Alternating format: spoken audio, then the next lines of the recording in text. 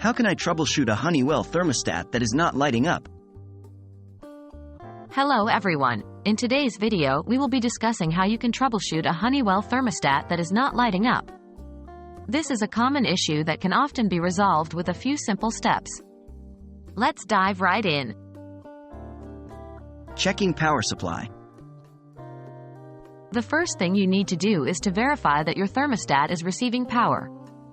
The thermostat might not be lighting up due to a simple power issue. Check if other devices in your home are working to ensure it's not a whole house power outage. If it's a battery-operated thermostat, try changing the batteries. Dead or weak batteries are often the cause of a thermostat not lighting up. Resetting the thermostat.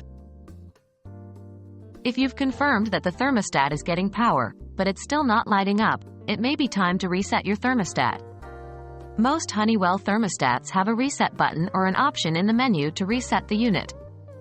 Please refer to your specific model's owner manual for the exact reset procedure, as this may vary across different models. Checking the circuit breaker. If the above steps do not work, then the issue could be with your home circuit breaker. The circuit that controls your thermostat might have tripped.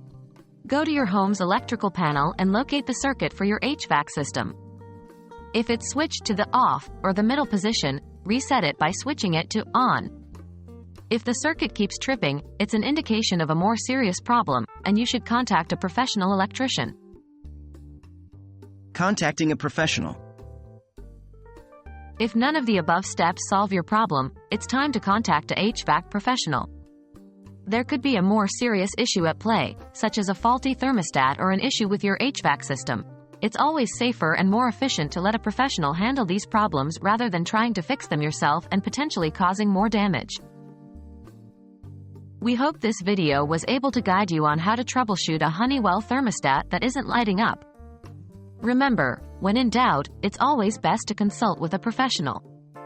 Thanks for watching and have a great day.